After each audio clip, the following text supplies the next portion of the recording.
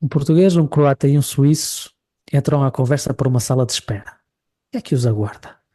Nada mais, nada menos do que uma entrevista para um novo emprego.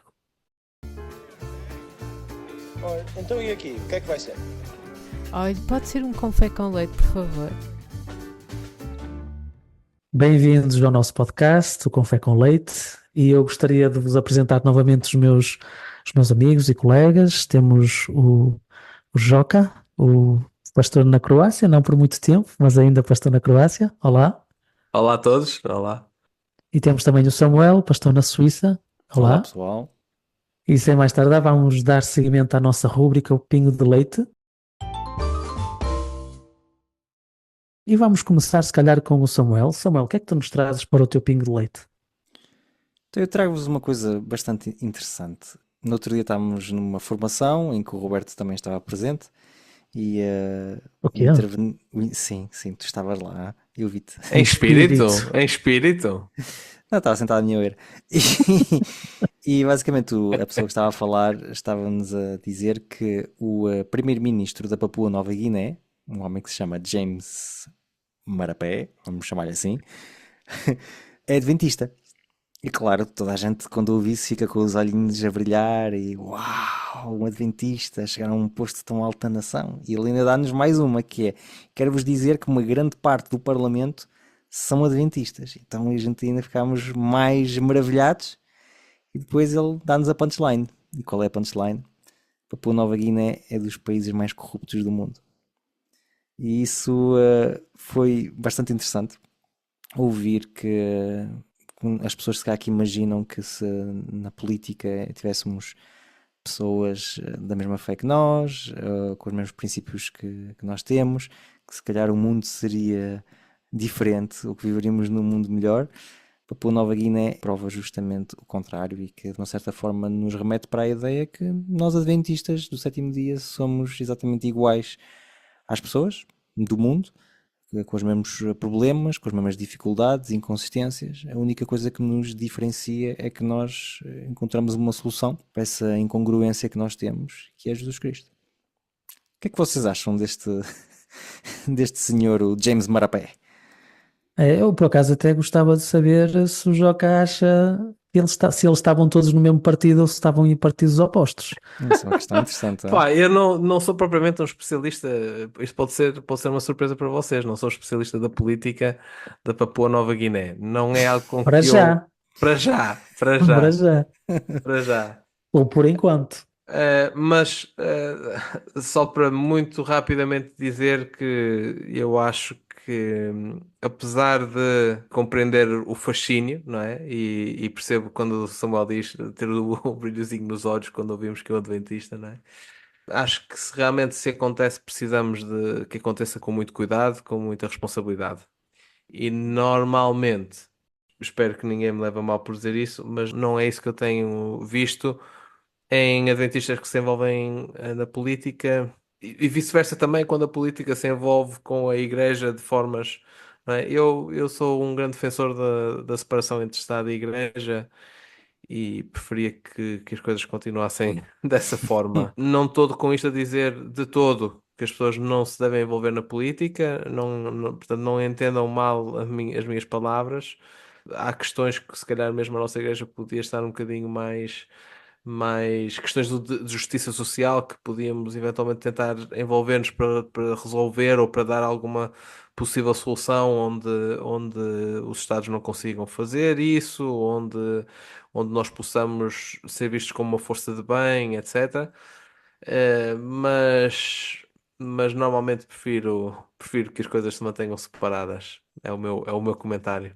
Eu gostava também de acrescentar que fico contente por termos essa maioria no Parlamento, ou não sei se somos a religião mais representada no Parlamento da Papua Nova Guiné, não sei, mas claramente nós chegamos aos 33% que tu disseste, não? Um terço do Parlamento era Eu adventista. disse uma grande parte, porque não É me uma recordo grande parte. exatamente o que é que ele disse, O que mas é que isso quer dizer, não é? sim, Pode ser um valor bastante variável, mas em todo caso eu fico contente porque a limpeza tem que começar em algum lado e acredito piamente que os adventistas vão ser aqueles que vão retirar qualquer corrupção ali do Parlamento. Ahm, Lá está, não é o primeiro, são os primeiros políticos, não é o, eu acho que foi na Jamaica, que se não me engano, que houve também o vice, como é que é? O Joca se calhar conhece melhor do que eu, visto que É ele está mais a jamaicano. par da Commonwealth, não é? Mas não sei se é o vice-governador ou é o governador, não sei qual é o nome que eles dão ao Também não mais tenho a alto cargo, certeza. mas pronto, mas era o mais alto cargo Hum, político naquele país. hum. Lá está, eu acho que não é de ficar surpreso quando nós temos uma grande percentagem da população que é adventista, que é o que acontece normalmente nestes casos, que depois isso também se reflita nos seus políticos, não é? Com coisas boas e coisas más. Ah, mas é um sinal de que o adventismo conseguiu tocar uma grande percentagem da população. Não sei, estou um bocado dividido. Sem conhecer mais sobre a política da Papua Nova Guiné e sem ter as dicas do Joca, não sei muito bem o que dizer. A não ser de que, acredito, eu fiz a pergunta há bocado, mas acredito que nem todos os adventistas são do mesmo partido. E acho que é interessante nós, se calhar, tirarmos um bocado esse mito, não sei se podemos dizer dessa maneira, mas esse mito da nossa ideia de que um adventista tem que votar sempre no mesmo partido ou tem que ser de um determinado quadrante da política. Acho que, como o Joca disse, a política e a religião não fazem um bom casamento, e um dos aspectos onde isso é mais importante é de nós termos também diversidade de opiniões políticas dentro da igreja. Acho que é saudável, porque o erro pode ser quando nós acreditamos que os princípios bíblicos só podem ser veiculados por um único partido ou por um único quadrante político. Esse aí é que eu acho que é problemático. Isso é um tema que podia dar um episódio de Com Fé com Leite, meu. Podia, Temos podia. que refletir sobre isso. Exatamente. Temos. Fica para o próximo, o Joca vai ter mais tempo e ele pode preparar isso. Bem, voltando então aos pingos de leite, eu agora gostaria de dar a palavra ao Joca, que vai nos trazer também o seu pingo de leite. O meu pingo de leite desta vez é relacionado com a sessão anual do Comitê Executivo da Conferência Geral, não é? Portanto, quando a Conferência Geral não está em sessão plenária, é este órgão que reúne todos os presidentes das uniões, conferências, etc., para tomarem decisões importantes ou menos importantes, mais ou menos importantes sobre a nossa Igreja. E uma das coisas que está em discussão este ano, é uma nova política, duas novas políticas, na realidade, para despedimento de pastores e empregados da igreja. Ou seja, nós até aqui não tínhamos nenhuma política de igreja que lidasse com isso. E agora, a partir de 2024, vamos ter. E não é que eu esteja propriamente preocupado com o meu trabalho, porque, como vocês já sabem desde o último episódio, eu estou de saída, de qualquer forma. Mas acho que este tipo de movimentações na nossa igreja são movimentações que começam com uma certa filosofia de trabalho eh, que me parece preocupante e que tenta controlar cada vez mais aquilo que nós, como pastores, como empregados da igreja, podemos, não podemos dizer, quais são as coisas que nós temos liberdade para falar ou não. E vocês sabem que, pelo menos, nós aqui prezamos-nos por essa liberdade, prezamos pela divergência de opiniões. E tenho um bocadinho de preocupação que, eventualmente, que esta política a ser implementada, não é? Porque lá está, como é lógico, não segui exatamente a discussão, não sei se foi aprovada, se não foi aprovada, para ser honesto. Não sei que eventualmente que amendas é que eles eventualmente tenham feito à proposta, mas podemos ter uma situação em que realmente a liberdade dos pastores para falar sobre temas diferentes, para darem as suas próprias perspectivas, seja cada vez mais reduzido. E enquanto isto eventualmente possa até fazer sentido em certas culturas em que a autoridade é vista de uma forma muito estruturada, vem de cima para baixo, etc, etc.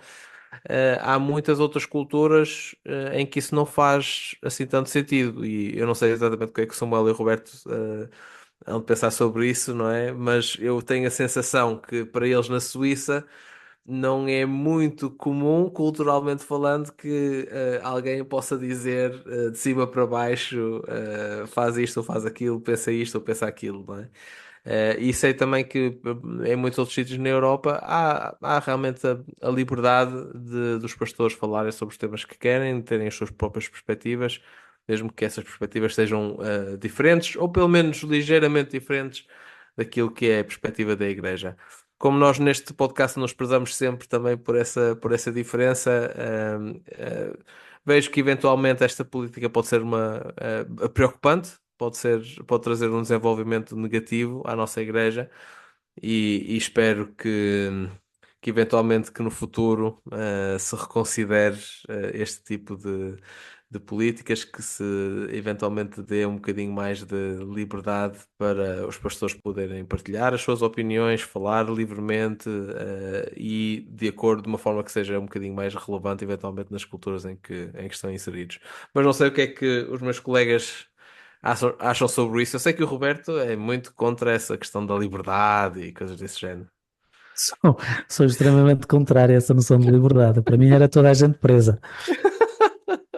Mas agora falando um bocadinho mais a sério, Samuel, será que não é bom nós termos um procedimento para despedir pastores caso seja necessário? Colocando de lado quais é que são as Os possíveis critérios. motivações ou os critérios para querer colocar esse pastor fora, não é? Claro que pode haver ou as motivações ou mais, mas será que não é necessário nós termos um procedimento que seja um bocadinho mais, não tão subjetivo? O que é que tu achas? Eu acho que há coisas que são necessárias, mas são impossíveis. E a lei de uma instituição nunca poderá se sobrepor ao código do trabalho do país. Isso é tão simples quanto isso. Eu estou numa comissão que está a rever o regulamento interno da Conferência Nacional de Estado, da Federação, como a gente diz muitas vezes. Para quem está a ouvir, a gente às vezes dizemos Conferência Federação, é a mesma coisa, é questão francófona e anglófona de dizer a palavra. E há coisas que tu não tens como fazer de forma diferente. Se o despedimento está definido de uma certa forma no Código de Trabalho, tu tens que respeitar isso. Não podes despedir uma pessoa porque ela não é espiritual. Isso não é possível, não é possível fazer. E temos recentemente um caso que explica isso muito bem, que é o caso do Lassana Diarra, um jogador de futebol que está envolvido a questão de ser despedido com justa causa. E já que eu sei que tu és muito mais geek de futebol que eu li-se um bocado por linhas travessas, mas basicamente é um jogador que fosse despedido sem justa causa não podia assinar por outro clube. De uma certa forma, como se um médico despedido de um hospital, enquanto não resolvesse o seu diferendo com esse hospital, não podia trabalhar noutro. A questão é que não existe nenhuma lei a nível europeu que possa caucionar isso e agora a FIFA vai ser obrigada a colocar-se na linha daquilo que é as leis dos países. Por isso a Conferência Geral pode ter essa ideia de dar diretrizes para o mundo inteiro. Já às vezes já fica um pouco ridículo quando essas diretrizes não respeitam a cultura de cada país. Se não respeitam então as leis do país, ainda fica mais estranho. O que me leva a crer que muitas vezes as coisas são ditas cá por outras razões, razões que eu não compreendo. Acontece muitas vezes membros de igreja virem ter comigo e dizer-me: isto agora é que vai ser complicado para vocês, porque eu vi que na Conferência Geral, não sei o que mais. Eu, sim, ok. Eu trabalho para eles, não ouvi nada, não chegou aqui. Ou seja, também para as pessoas em casa perceberem até que ponto às vezes pode-se ler coisas na internet chocantes sobre a Conferência Geral, mas que não se materializam em grande coisa. Ou seja, não é preciso haver grande alarmismo quando se vê uma coisa na internet da Conferência Geral que agora vai mudar tudo. Não vai mudar nada. Não vai mudar nada porque a igreja e o terreno continuam a ser soberanos. É a minha opinião e também aquilo que eu vejo no sítio onde estou e no ministério que exerço. Obrigado. Eu, por acaso, tenho uma opinião ligeiramente diferente, até porque, por exemplo, dependendo do país, os pastores não são regidos pelo Código de Trabalho do país. Sim. Como é o caso em França, como era o caso em Portugal também, se não me engano. Não sabemos ainda, te pedimos a opinião agora a um jurista, porque dá-nos a sensação que também não estamos ligados ao Código do Trabalho, mas que na Suíça, mesmo quando não estás ligado ao Código de Trabalho, tens que seguir o que está lá. Ou Ok. seja, acaba, mas pronto, vai ter desenvolvimentos, não sei ainda com certeza. Mas, por exemplo, para pegar no exemplo, em França não era o caso. Nós tínhamos um contrato vocacional, se não me engano, não era um contrato de trabalho, e por causa disso nós não éramos regidos pelo Código de Trabalho. Claro que há sempre limites para aquilo que se pode pôr depois nesse tipo de contratos, não é como se fosse o vale tudo, não é? E em muitos aspectos aquilo que tinha, em muitas alíneas, era segundo o Código de Trabalho, quer dizer que mesmo no contrato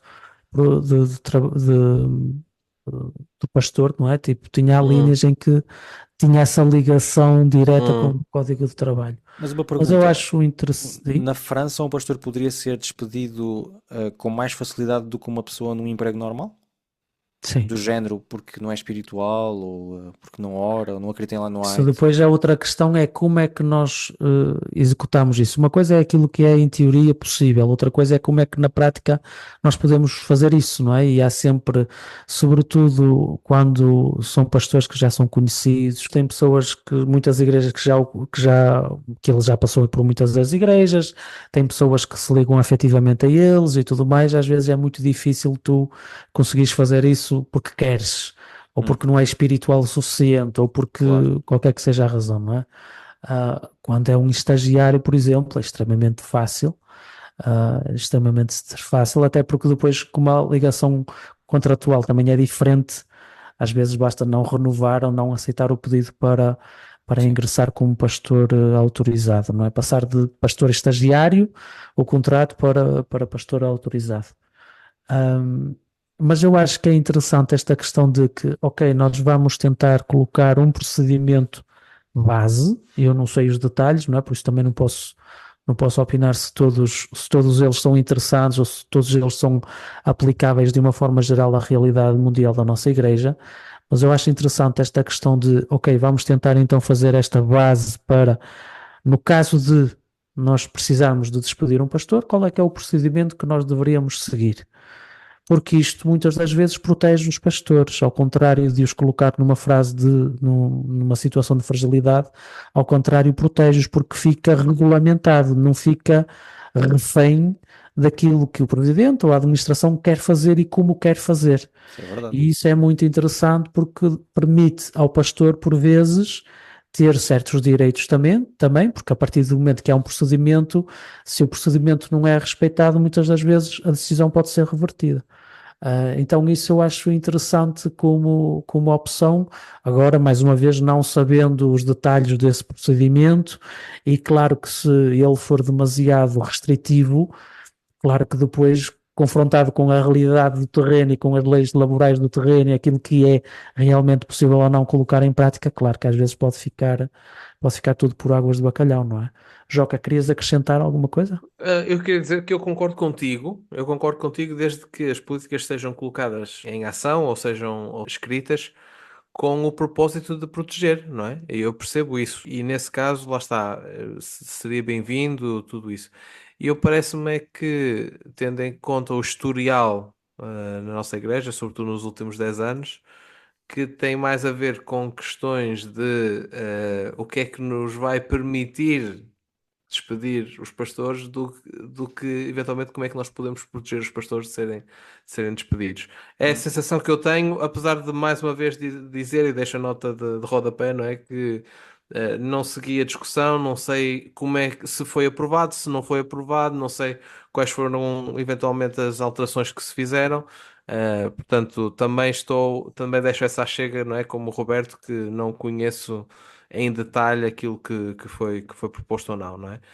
Mas eu estava a falar de uma forma mais geral, parece-me que está ligado com o historial que temos vindo a ver na nossa igreja de as autoridades superiores tentarem impor algo às que estão abaixo dela, supostamente.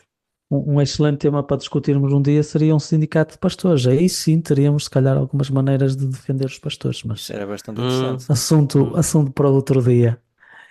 Eu queria partilhar convosco uma estatística que foi apresentada. Esta estatística já tem algum tempo, é de 2022, mas é interessante porque apresenta as razões, tenta de alguma maneira avaliar quantos pastores já pensaram em desistir do pastorado e quais são as principais razões que o levam a isso, a essa decisão ou a pensarem nisso.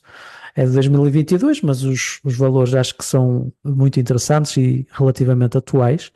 E há uma grande mudança de 2021. Esta é para aqueles que gostam de estatísticas, ela é uma estatística ah, do grupo Barna, em que o grupo de pastores avaliados foi de cerca de 413 para 2021 e 510 para 2022, que é relativamente grande, e nós vemos um aumento do número de pastores que já consideraram deixar o pastorado de 29% para 42%. Nós temos aqui um aumento significativo num espaço de um ano só.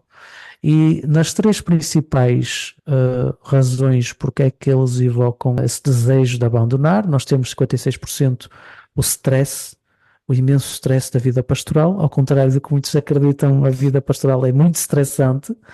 A segunda razão é o sentimento de solidão e de isolamento.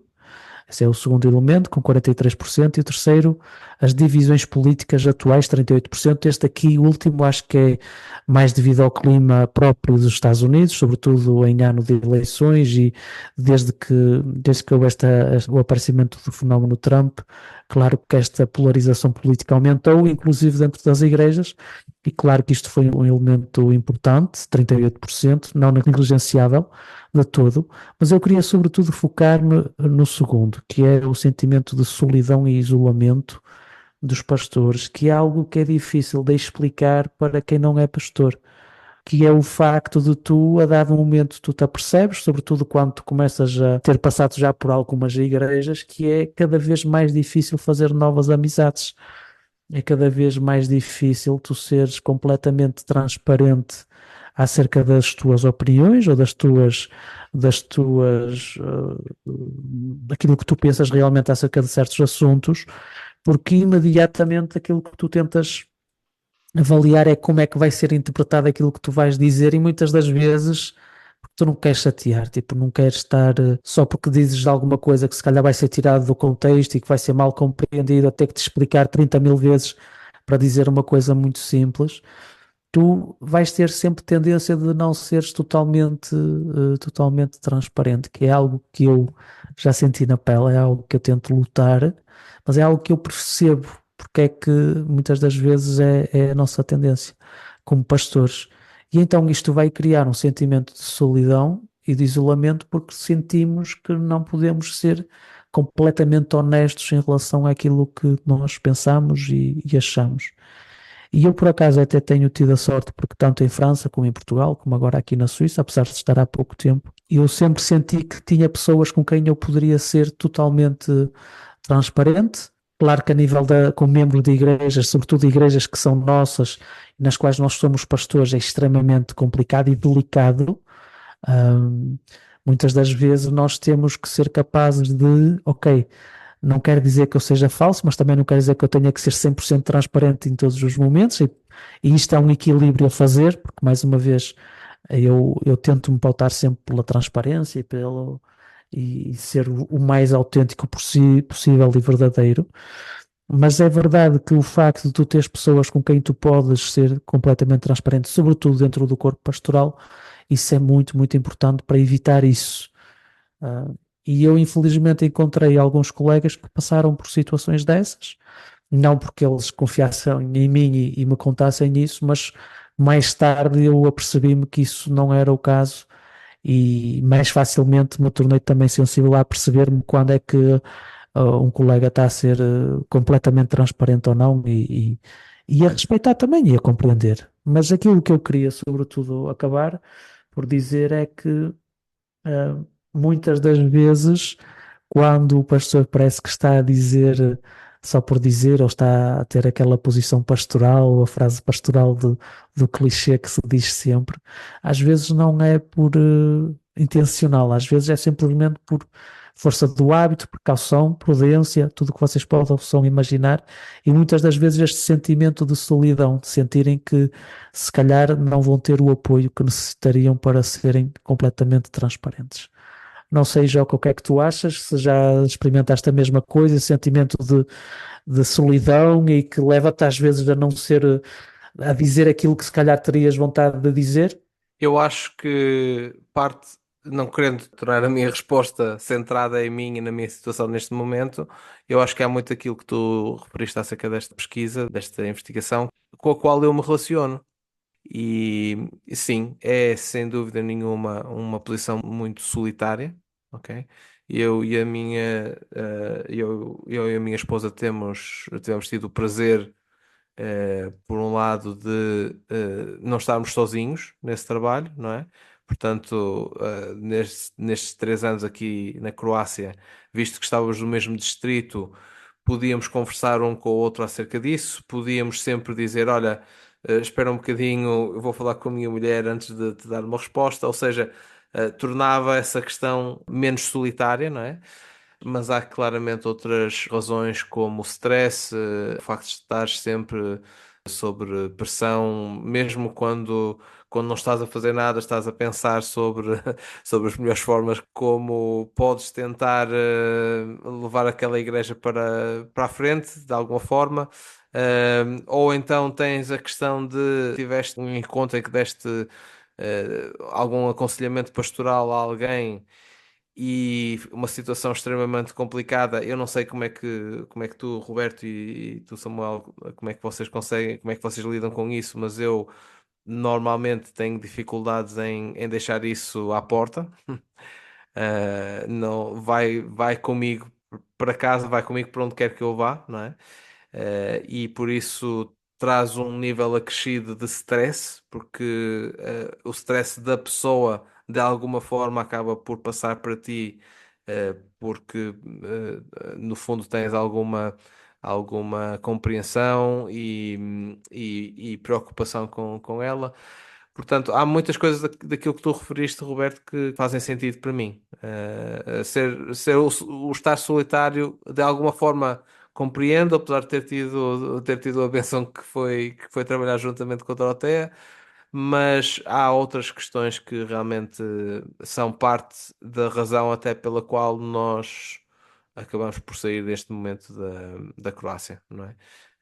Não queremos chegar a uma situação em que vamos estar ou em situação de burnout ou em situação de querer deixar o ministério porque já não conseguimos aguentar mais. E antes de chegarmos a esse ponto, achamos que é melhor, ok, vamos tentar fazer outra coisa, vamos tentar mudar de ares, vamos tentar ver se conseguimos encontrar uma situação um bocadinho melhor, não é? E por isso, para mim, faz perfeitamente sentido. Só para dizer ainda que tenho muitos colegas que terminaram ou ao mesmo tempo que eu, ou nos anos à volta dessa altura, e que hoje em dia já não estão no Ministério por muitas das questões que tu mencionaste aqui. Obrigado, Joca, por teres partilhado e, sobretudo, falado também do teu caso, que acrescenta também um aspecto mais experiencial àquilo que estava a partilhar. E tu, Samuel, já alguma vez te sentiste sozinho? O stress acho que é partilhado por todos, acho que não há nenhum pastor que vá dizer que a vida pastoral não tem stress nenhum, mas se calhar este sentimento de solidão, isolamento, já houve algum momento no teu ministério que também passaste por uma fase assim? Concretamente, sozinho, não, porque para quem não sabe em casa eu chamo-me Lopes da Cunha e Lopes significa filho do lobo, então eu sou um lobo solitário.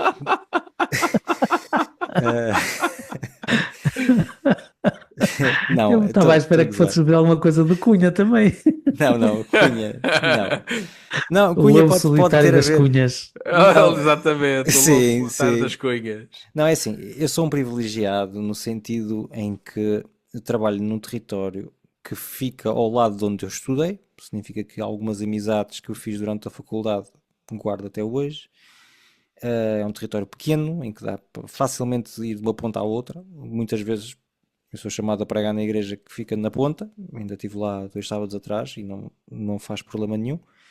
Por isso, essa questão da solidão eu nunca a senti no sentido estrito, no sentido de presença de pessoas. Já me senti sozinho no ministério, na ideia de tipo ser a única pessoa a achar uma coisa, ou a defender uma ideia, ou a avançar numa direção. Isso já me aconteceu, mas daí nunca veio o sentimento de querer deixar de ser pastor.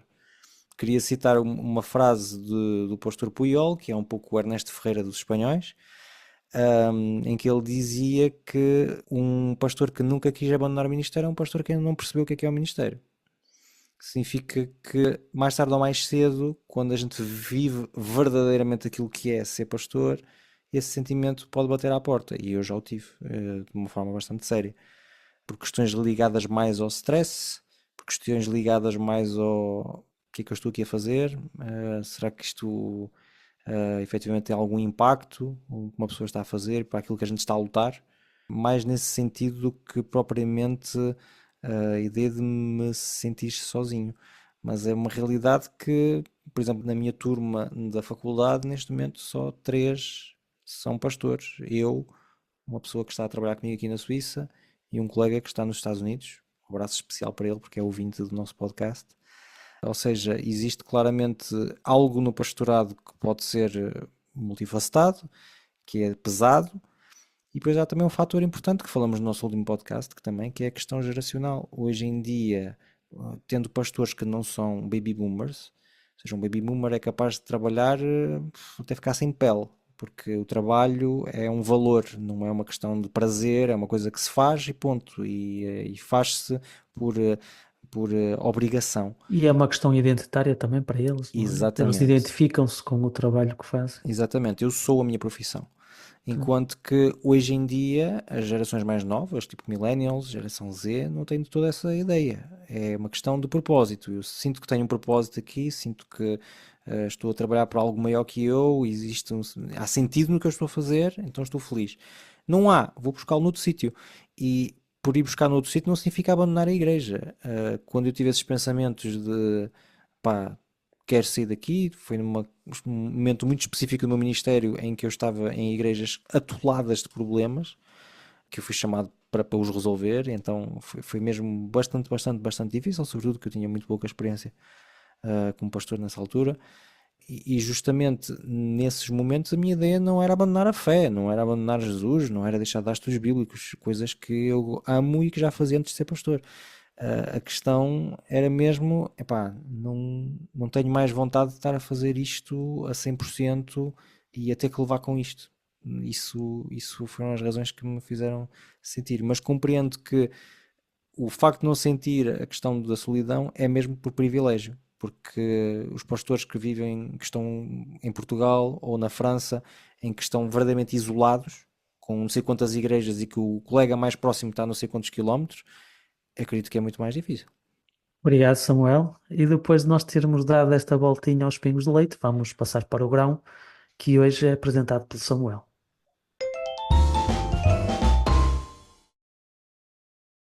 Ora bem, o conceito de trabalho, de emprego, já existia no mundo sem pecado e mesmo antes da queda. Quando lemos na Bíblia o relato da criação, é-nos dito em Gênesis 2:2, no 7º dia Deus tinha completado a sua obra, nesse 7º dia Deus descansou dos trabalhos que tinha vindo a fazer. Contudo, é claro que o pecado trouxe novos desafios, novas dimensões do contexto do trabalho.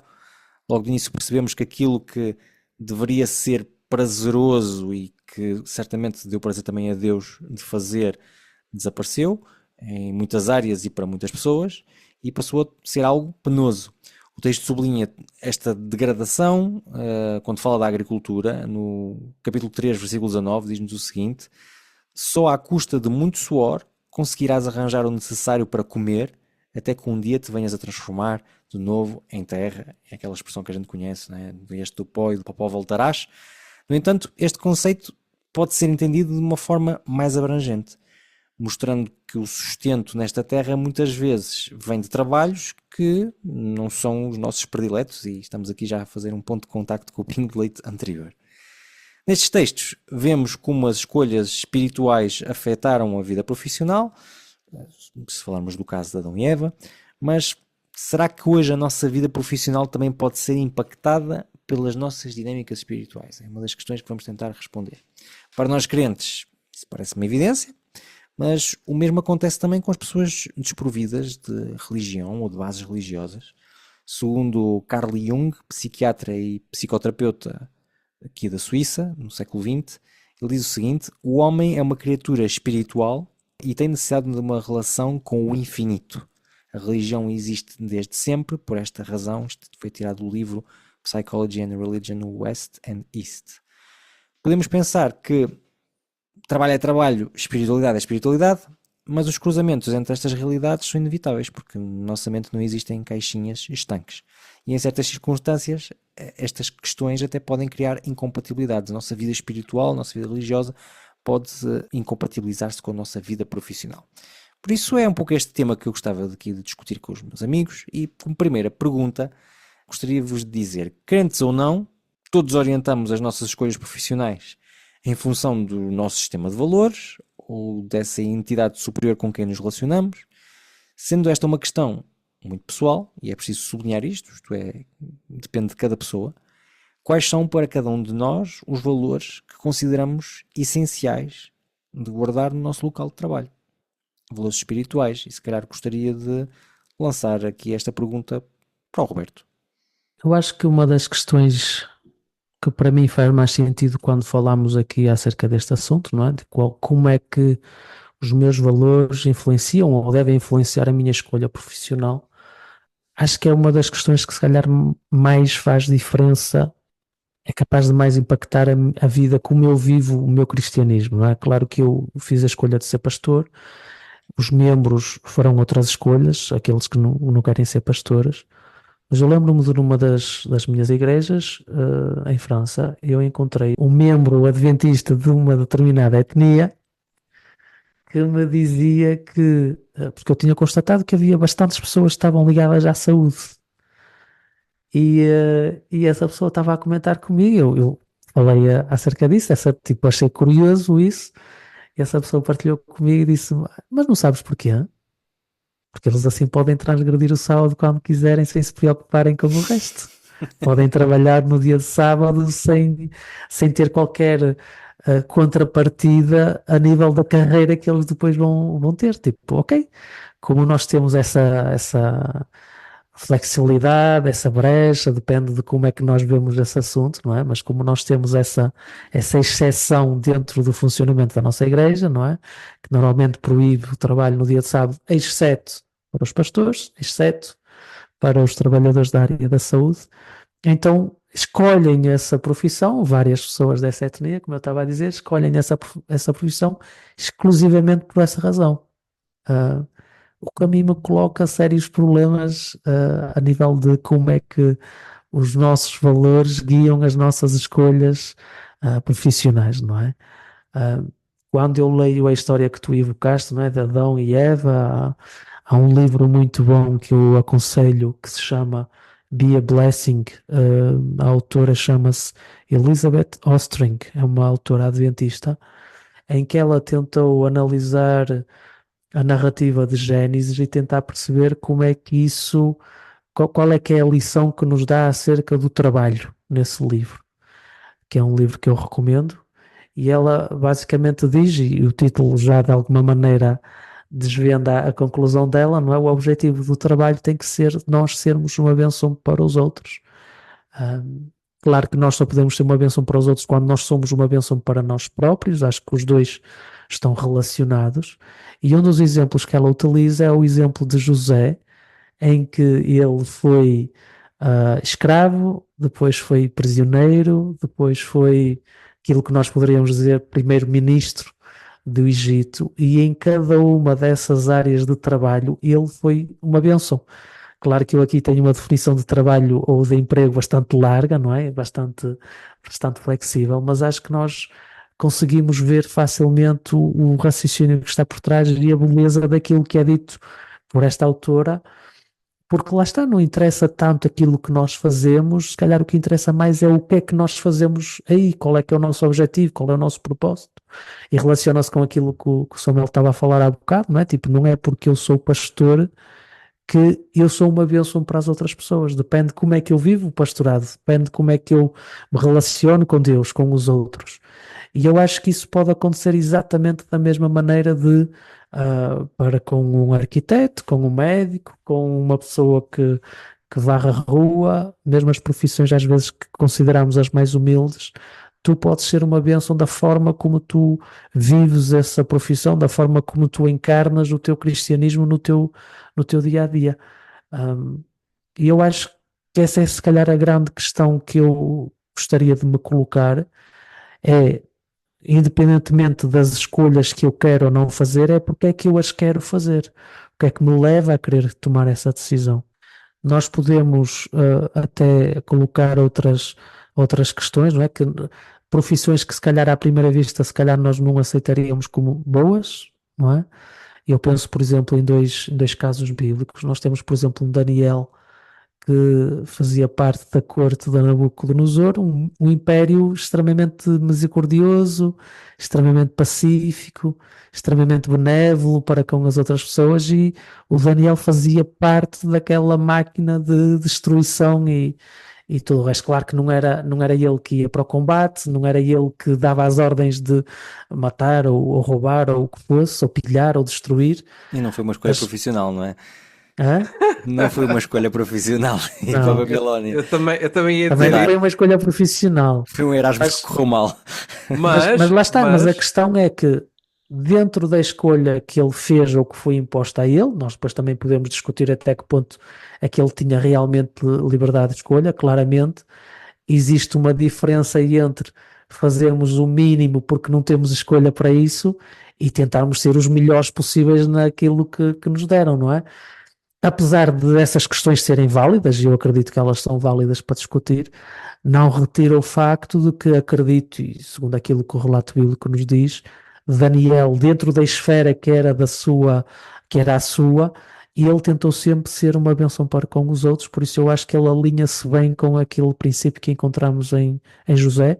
E o outro exemplo bíblico que me vem à mente é o de Zaqueu, que era publicano, não era propriamente a profissão mais glamourosa ou mais reconhecida na altura do Novo Testamento, era considerado pecador por causa dessa profissão também. E quando nós vemos a sua conversão a Jesus, nós temos aquele grande discurso dele em que diz: se eu roubei alguém, vou devolver o quarto, vou dar metade da minha riqueza aos pobres e tudo mais. Então nós temos esse discurso e ação como prova da sua conversão. Em momento nenhum ele diz que vai abandonar a profissão que tinha. Por isso não foi um requisito para a sua conversão ao cristianismo abandonar aquela profissão supostamente pecadora. Super Acho interessante. que por vezes a questão é, ok, dentro da esfera que eu estou a trabalhar, da profissão que eu escolhi ou que escolheram para mim e eu fui forçado pelas circunstâncias ou quaisquer que elas sejam, é, ok, como é que eu, dentro desta esfera, como é que eu posso ser uma bênção para os outros, para Deus e para os outros. E lá está, e voltamos, termino com José novamente. Em todos estes momentos em que ele teve no seu percurso de vida, muitas delas foram impostas pelos eventos, por outras pessoas sobre José, e em cada uma delas ele colocou-se a pergunta: como é que eu posso ser uma bênção para os outros? E ele foi verdadeiramente. Se calhar era isto que eu gostaria de partilhar convosco, acerca desta relação entre o sistema de valores e a implementação desses valores nas nossas escolhas profissionais. Muito obrigado, Roberto. Eu retenho duas coisas daquilo que tu nos apresentaste. A ideia de que o nosso trabalho deve ser uma bênção para os outros e a ideia que devemos nos colocar a questão porquê? Porquê é que eu quero fazer isto? Porquê é que eu quero ir nesta direção? Bastante interessante. Joca, quais seriam para ti esses valores a guardar no teu local de trabalho, se não fosses pastor? Quer dizer, é difícil, eu acho que é uma questão muito pessoal, não é? Como tu disseste, Sim, como tu sim. disseste, é uma questão muito, muito pessoal e eu gostava de tentar não julgar muito, porque também não conheço exatamente a situação de cada um dos nossos ouvintes, e não quero que vocês que nos estão a ouvir em casa se sintam julgados por este pastor que está a não sei quantos milhares de quilómetros de vocês, mas que de qualquer forma vos vai ficar a deixar pensar. Mas falando um bocadinho sobre as incompatibilidades, não é? Imagina, estás numa situação em que o teu trabalho envolve tirar as pessoas por uma questão de lucro das suas casas, não é? É possível que haja aí alguma incompatibilidade. Eu estou a dar aqui uma questão abstrata, não é? Mas falando, por exemplo, do Daniel, há bocado o Roberto estava a falar do Daniel de uma forma bastante positiva. Estava a dizer que ele não fazia parte daquela máquina de guerra, não é? Não, mas ele inspirava o Nabucodonosor a ser o reino dourado naquela altura, não é?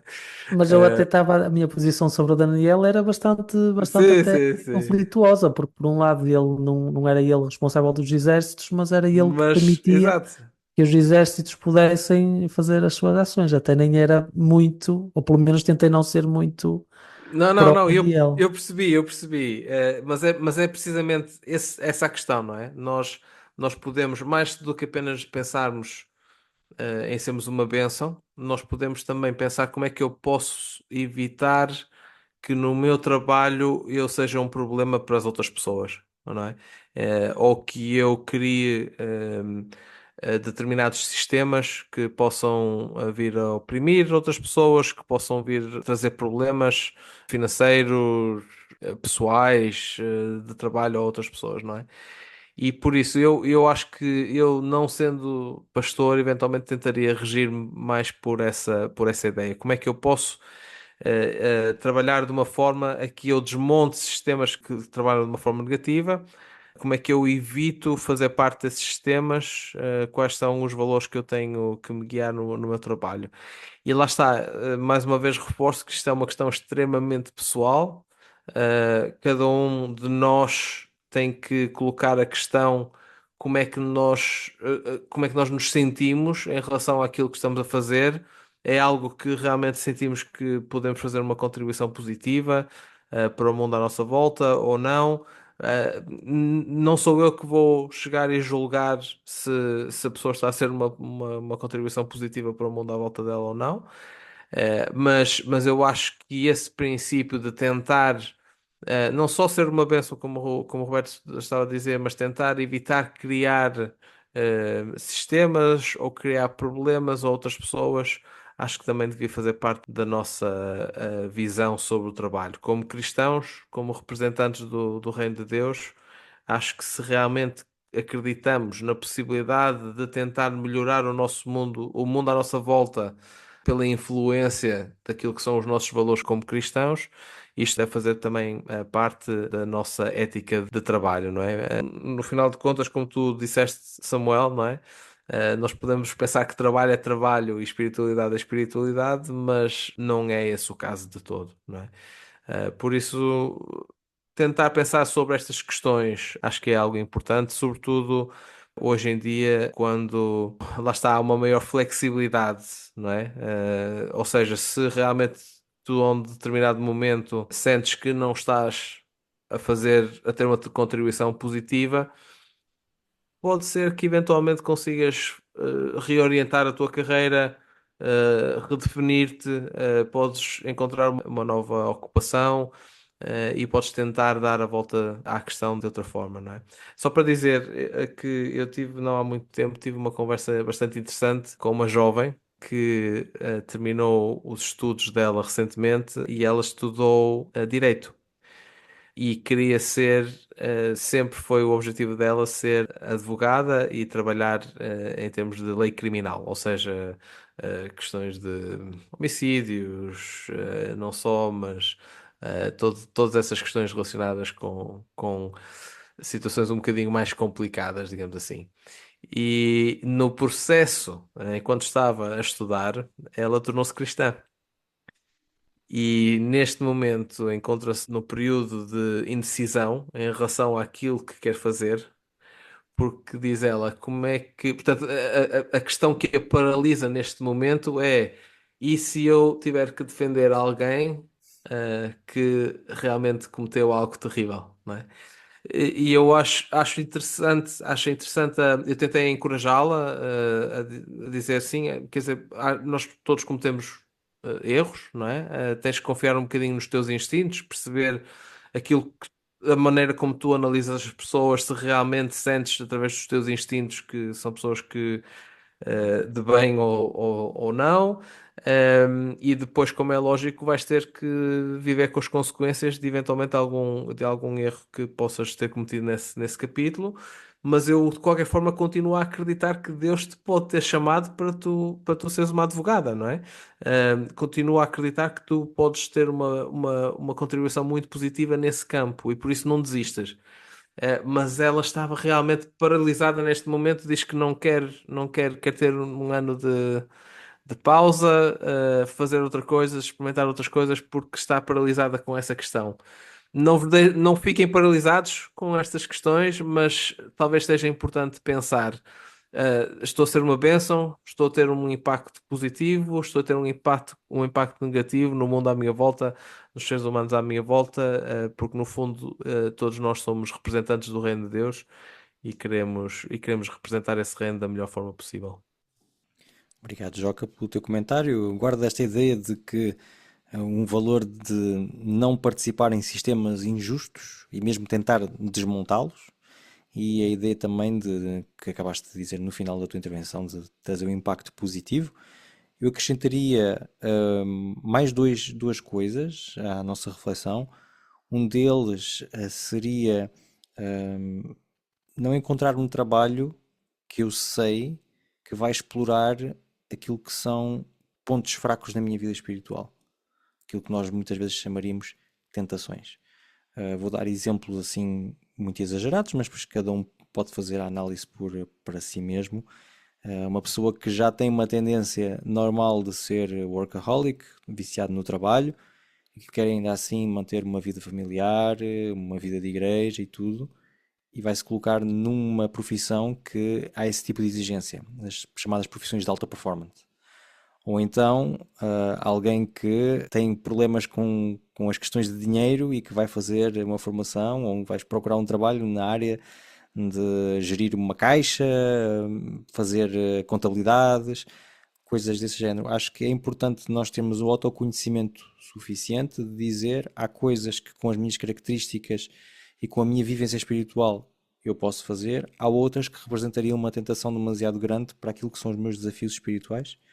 E pronto, e a questão que foi também já exprimida um bocado no exemplo que dei sobre as pessoas viciadas em trabalho, é a questão do tempo. Se eu escolho um emprego que vai me tirar a vida comunitária, ou seja, em que eu vou ter que trabalhar constantemente nos fins de semana, eu acho que vai ser difícil desenvolver a minha vida espiritual, porque não significa que não seja possível, mas a partir do momento que não estamos conectados a uma fonte, torna-se mais difícil, os desafios ficam maiores, por isso também seriam coisas que eu acho que poderiam influenciar a escolha de um emprego. Muito bem, pessoal, avançamos para a nossa próxima pergunta, que é uma pergunta um pouco mais colaborativa, no sentido em que eu proponho que nós possamos analisar algumas profissões que normalmente são complicadas para quem é cristão e se calhar ainda pior para quem é cristão adventista. Não sei o tempo, se poderemos ver todas aquelas que eu propus, mas se calhar começar pelaquela que é a última que eu tinha marcado, que é: será que um adventista pode ser jogador de futebol? E aqui, antes de vos passar a palavra, queria dar um pequeno detalhe. Eu tenho a impressão que se tu quiseres ser jogador de futebol e não jogares bem à bola, a igreja desencoraja completamente tudo o que tu possas fazer.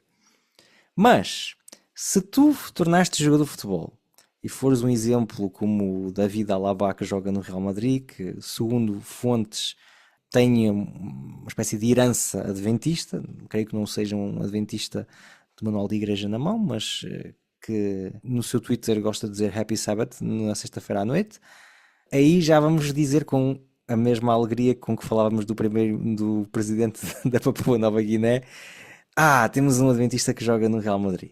Então, afinal, é bom? É mau? É correto? Não é correto? É possível? Não é possível? Há problemas? O que é que vocês acham? E se calhar, para mantermos a ordem das nossas intervenções, passava agora a palavra ao Roberto. Já houve jogadores de futebol declaradamente adventistas, agora não me recordo bem, mas acho que chegou a haver um na Liga Espanhola, acho que era um guarda-redes, mas esqueço o nome, se calhar o Joca sabe, ou Temos a algum dos nossos enciclopédia aqui ouvintes, connosco de futebol. Joga algum como dos se nossos chamava. ouvintes, não sei se podes dizer qual era o nome dele. Carlos Roa, da Pronto. Argentina. Mas há outros.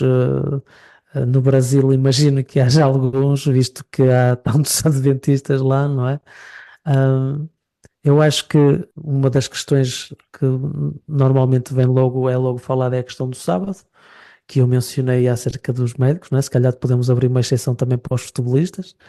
Dão o cachê daquele jogo, dão para a igreja, como dizem, se calhar ajuda a alisar a coisa. Mas brincadeiras à parte, eu acho que há um aspecto da parte do desporto que, e essa sim, coloca-me, essa sim, é outra que me coloca alguns problemas, é a questão da competitividade e daquilo que às vezes certas equipas, certos jogadores, certos clubes estão dispostos a fazer para ganhar, ah, colocando de parte o aspecto das arbitragens que podem ou não ser as mais corretas, o próprio espírito de competitividade. Eu não sou contra a competitividade ou o aspecto da competição, mas também tenho que reconhecer que já vi muitas coisas feias em jogos amadores, sem qualquer afeições, por causa dessa competitividade, essa mesma competitividade.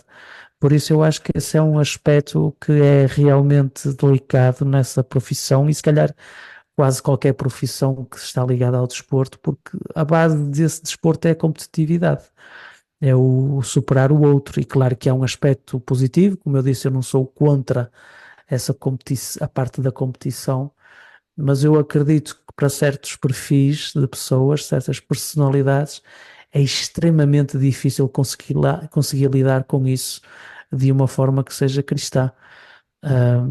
Se calhar para certos perfis, colocando de parte o aspecto do sábado, que pode ou não ser contornado, dependendo do desporto, dependendo das equipas, dependendo do jogador em si, não é? Nem todos são titulares, nem todos são sequer bons para ser suplentes, pode ser também facilmente contornado com isso, dessa maneira. Mas acho que há realmente ali aspectos nessa profissão que podem realmente colocar em xeque certas personalidades ou certos caráteres por causa disso. Não quer dizer que não haja competitividade também noutras profissões, que certamente as existe, mas mais do que noutras, esse é um aspecto predominante de quem escolhe essa profissão. Obrigado, Roberto. Joca, sem repetir aquilo que já foi dito, qual é a tua visão sobre este tema? Sei que tu és um grande fã do futebol, como acabaste de provar com o teu conhecimento de um guarda-redes argentino-dentista na Liga Espanhola. Acho alucinante. Calma, calma, que atenção que é um guarda-redes argentino que jogou pela seleção argentina. Foi o titular durante o Mundial de 1998, por isso não é um simples desconhecido, não é? Epá, tu só pioraste a coisa. Essa descrição só mostrou aos nossos ouvintes a enciclopédia futebolística que tu és. Ou que, Então, o- ou que o Joca não tem vida pessoal, não é? sim, uma das duas coisas. Uma das duas coisas. Ou seja, quando ele não está a fazer café com leite, está a ver jogos de futebol. Ou às vezes está a fazer as duas coisas ao mesmo tempo. Às vezes já aconteceu, já aconteceu. E também já aconteceu comigo, por isso. Eu sou Então, o ok. único que sou fiel. Sim, mas se é porque és adepto do Sporting de Braga, então. O que é que isso quer dizer? Vocês não estão sempre a ver jogos nem do Benfica nem do Porto. Os ouvintes compreenderam. Ah, Só para dizer. compreenderam que algumas pessoas têm a cabeça grande demais. Só para dizer aos nossos ouvintes que nós já tentamos convencer o Roberto a fazer um outro podcast. Se quiserem deixar um podcast sobre futebol, não é? Portanto, não sei, um café com bola ou qualquer coisa assim desse género. Sim, seria O- inovador porque seria. Normalmente são os três grandes, mas nós consideramos que os três grandes é Benfica, Porto e Braga. Por isso, E de repente, e de repente o número de nossos seguidores nas redes sociais acabou de levar um hit. sim, Todos os sportinguistas acabaram de nos deixar. e estamos a fazer aquele grande crime pastoral de falar de clubes, né? Joca, voltando àquilo que estávamos a dizer. Voltando àquilo que estávamos a dizer, não é interessante. Eu sempre achei que seria interessante ver um jogador de futebol, uma estrela de futebol adventista. Já agora fica também, eu confirmo essa informação do Alaba. e eu nunca consegui perceber exatamente se ele vai ao ponto de não jogar aos sábados. Ouvi dizer que sim, Ok. mas se for esse o caso, extremamente interessante que alguém que joga ou que agora, atenção, a enciclopédia está um bocadinho desatualizada. Não tenho a certeza se ele ainda continua no Real Madrid ou se saiu recentemente. E tentei encontrar agora aqui a informação rápido e não consegui encontrar exatamente se ele guarda o sábado ou não, mas ele é membro da Igreja Adventista, isso parece que é claro. Um, mas lá está, às vezes um jogador que realmente atinge um certo estatuto neste género pode ser uma influência bastante positiva, não é? E essa sempre foi a minha opinião desde criança, mais do que a questão de guarda o sábado, não guarda o sábado. Nós vemos tantos jogadores de futebol que nas entrevistas falam sobre a crença deles, não é? Uhum. Estamos mais do que habituados a ver isso, em Portugal sobretudo, porque não alguém adventista, não é? E também fica aqui a indicação de que há muitos jogadores mais conhecidos, menos conhecidos, para os nossos adeptos que realmente têm essa ligação. Desde o Derlei, cuja esposa sempre foi adventista, e ele acabou, por aquilo que eu percebo, acabou por se batizar Sim. depois de terminar a carreira, até ao famoso Pagani, o nosso irmão das nossas igrejas no Algarve, que durante anos e anos e anos jogou, creio que no Olhanense. Loltano. E no Loletano, exatamente, no Loletano. Obrigado, obrigado Samuel. No Loletano, e que muitos, ou pelo menos a conversa na altura, era que se calhar deixou de lado algumas oportunidades melhores para se manter fiel ao valor do sábado, não é? Portanto, fica a pergunta se realmente não seria interessante ver um jogador de futebol que tivesse essa capacidade de influenciar outras pessoas, de uma forma positiva, mostrando alguns dos valores que nos definem. Ok. Obrigado, Joca. Tínhamos aqui várias coisas que ainda gostávamos de abordar, como por exemplo rapper, político, mas vamos se calhar falar de um tema que nos permite também ir para uma outra área que é interessante. Então, será que seria possível um cristão adventista trabalhar na indústria de armamento? É uma coisa que não falamos muito, porque eu creio que em Portugal não é propriamente o tipo de coisa que funciona muito, não é? Mas há muitas questões que são levantadas hoje em relação à indústria do armamento, porque, como vocês sabem, os clientes não são apenas a polícia e o exército, há também outro tipo de clientes, há também exércitos com os quais nós não concordamos com os valores ou com as dinâmicas, e isto pode criar aqui várias questões. Por isso, o que é que vocês acham? É possível ou não é possível? Quais são os problemas? Quais são os não problemas? Roberto? Para mim, pessoalmente, coloca-me vários problemas. Hum, não só com este aspecto do armamento, tu mencionaste os exércitos, mencionaste polícias, forças da ordem. Um dos grandes valores mais identificados com a nossa igreja é a não violência. Um dos valores que eu acho que é realmente algo em que a Igreja Adventista é um bocado diferente, não é a única que o faz. Por exemplo, os testemunhas de Jeová também são não violentos, mas faz parte da nossa identidade e que diferencia-nos da maior parte dos cristãos. E a mim colocam vários problemas éticos quando, por exemplo, pessoas que querem ser adventistas e são, por exemplo, membros do exército, seja direto ou indiretamente, forças da ordem também, posso admitir que sim. Ou então, como tu mencionaste, trabalhar na indústria de armamento. Aqui há uns anos atrás ficou-se a saber que a Conferência Geral tinha investimentos feitos em empresas de armamentos americanas. Para quem não sabe, fica a saber que a Conferência Geral tem poupanças e que essas poupanças são investidas na Bolsa. E que parte desse portfólio era empresas de armamento. Houve alguma movimentação para que, visto nós sermos uma igreja pacífica, não violenta, que era ali um bocadinho contraditório, não é? Nós estarmos, ok, Nós defendemos a não violência em todas as situações, mas também temos uma parte dos lucros de balas e mísseis e helicópteros Apache e tudo o que está no meio.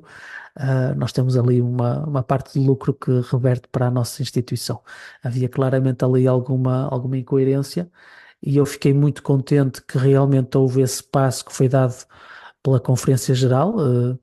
Apesar de muitas das vezes nós criticarmos, se calhar mais um bocadinho o Joca do que eu e o Samuel na Conferência Geral, acho que foi um aspecto bastante positivo de eles terem ouvido, terem compreendido e terem agido nesse aspecto, uma coisa que até nem criou assim uma grande onda de contestação a nível da Igreja, certamente que se calhar poucos dos nossos ouvintes conhecem este aspecto da gestão financeira da nossa Igreja, mas o que isto mostrou foi que quando foi alertado acerca desse problema, eles próprios se aperceberam da grande incoerência que estava ali a acontecer e prontamente reverteram aquilo que tinha sido feito. Tenho problemas, por exemplo, com um grande herói adventista, não temos muitos, mas temos esse que é o DOS, que até saiu o filme, que até foi bastante rodado por aí fora, não é? E eu percebo que ele não era um soldado como os outros, não é? Ele fazia parte do exército, mas tinha a função médica, estava ali para salvar vidas, mas a mim colocam problemas éticos no sentido em que, ok, ele salva vidas que depois vão matar outras pessoas e ele faz parte deste exército e eu também não estou aqui a discutir se as razões porque aquela guerra foi travada se eram boas ou más, de que lado é que estavam os bons e os maus.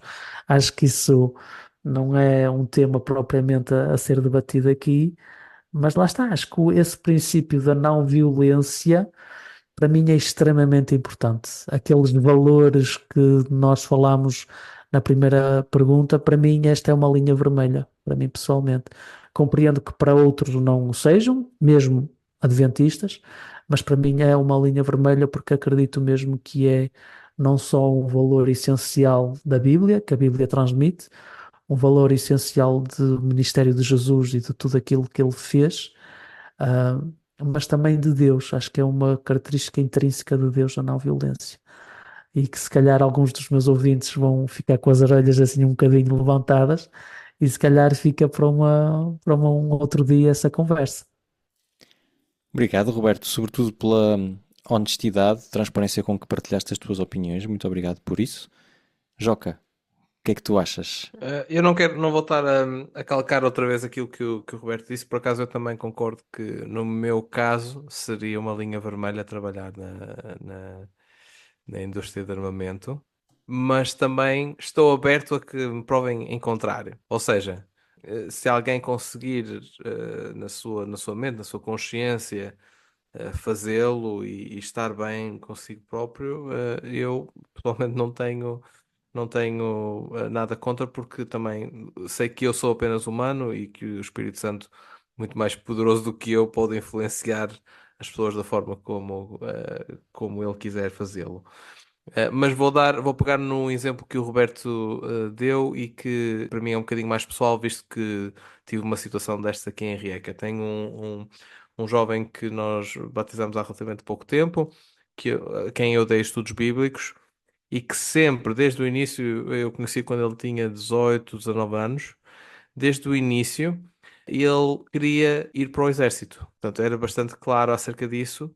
Ele fala sobre o facto de sentir, é interessante sentir uma espécie de um chamado. Ok? Ele não se sente atraído por dinheiro ou fama. Ele sente-se chamado para estar no exército e proteger os seus amigos, os seus familiares, as pessoas que ele ama. E isso levou sempre a querer a considerar e a querer com grande vontade fazer parte do exército. Durante anos e anos e anos não conseguiu por uma questão de visão, ele não tinha uma visão perfeita. Foi fazer uma operação, agora sim tem a visão perfeita e conseguiu finalmente entrar no exército. Eu tentei demovê-lo porque para mim também me parece pouco lógico numa altura em que se fala mais de guerra na Europa e do retorno, já agora aconteceu, entretanto aconteceu aqui na Croácia, do serviço militar obrigatório. que voluntariar-se para ir para o exército parece-me um pouco. Parece-me pouco lógico. Pouco lógico. E por isso tentei demovê-lo, mas também lhe disse, apesar de eu não concordar, apesar da nossa igreja ter a ponto de vista que tem em relação à não violência, vou-te dizer também que conheço muitos adventistas que estão no exército, que fizeram carreira no exército. Tenho familiares que o fizeram nos Estados Unidos, tenho familiares que o fizeram em Portugal. E se tu fores, nós vamos estar muito orgulhosos de ti por esse desejo de defender o teu país. E pronto, foi esta a forma como eu tentei, como eu resolvi a questão no fundo, em termos do nosso relacionamento, apesar de eu não concordar com isso, e disse-lhe isso agora quando ele voltou este sábado, finalmente nos encontramos depois do treino básico que ele teve e tudo isso, e disse-lhe que estava orgulhoso dele, apesar de não concordar, ok? Porquê? Porque mais uma vez volta à questão. Não é aquilo que eu acho, é aquilo que eu acredito que o Espírito Santo tem o poder de influenciar a consciência de cada um. E se alguém se sente capaz de o fazer, por mim não há qualquer tipo de problema. Muito obrigado, Joca. Queria somente comentar este ponto. Não comentei o do futebol porque a minha opinião era bastante parecida com a vossa, mas como aqui é um pouco mais diferente, acho que será interessante de dizer algumas frases. Eu acho que há uma grande diferença entre ser contra a violência, o porte de arma e pertencer ao exército. Para mim são três coisas que podem estar relacionadas, e claramente que estão relacionadas, mas que são um pouco diferentes. E na minha perspectiva, mesmo sendo anti-violência, não sou contra o porte de arma, não sou contra o exército. Neste momento, na minha igreja, nós temos um membro, uma rapariga que, bom, tem que fazer uma nota de contexto. O serviço militar na Suíça é obrigatório para os homens, ok? Por isso, todos os anos nós temos jovens que vão para o serviço militar, mas houve uma rapariga da minha igreja que se voluntariou para ir fazer serviço militar. E quando terminou o serviço militar, depois de ter... ela subiu algumas patentes e gostou da experiência e aceitou ir servir numa missão de manutenção da paz no Kosovo. E neste momento está há um ano no Kosovo, para justamente numa zona quente da nossa Europa, e está lá a velar pela paz. E antes dela partir na minha igreja, nós chamámos-la à frente, impusemos-lhe as mãos, pedimos o Espírito Santo por ela, para que Deus fosse com ela naquela manutenção de paz. Acho que a Bíblia é clara quando fala sobre os pacificadores, e às vezes o pacificador tem uma arma na mão, às vezes não tem, mas no caso específico dela teve, e acho que é de louvar a sua coragem e também a ideia de parar os estudos para ir fazer aquilo. Fiquei muito inspirado mesmo com a atitude dessa pessoa. Por isso, acho que nesta questão do porte de arma e do exército, acho que é bastante diferente daquilo que nós partimos inicialmente, que era trabalhar numa indústria de armamento, em que o objetivo é lucrar com a criação de armas. E normalmente, se há esta perspectiva de lucrar com a criação de armas, eu vou pensar lucro, não vou pensar ética.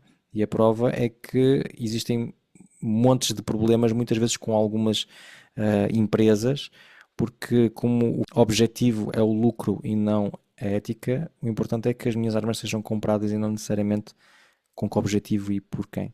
Mas acho que lançamos aqui uns pilares interessantes de uma reflexão. Não temos mais tempo, por isso não vou dar espaço para notas finais, mas acho que se alguém está a ouvir isto e está a ponto de decidir uma reconversão profissional ou então de escolher uma profissão, que ficou com umas dicas interessantes para tomar a sua decisão.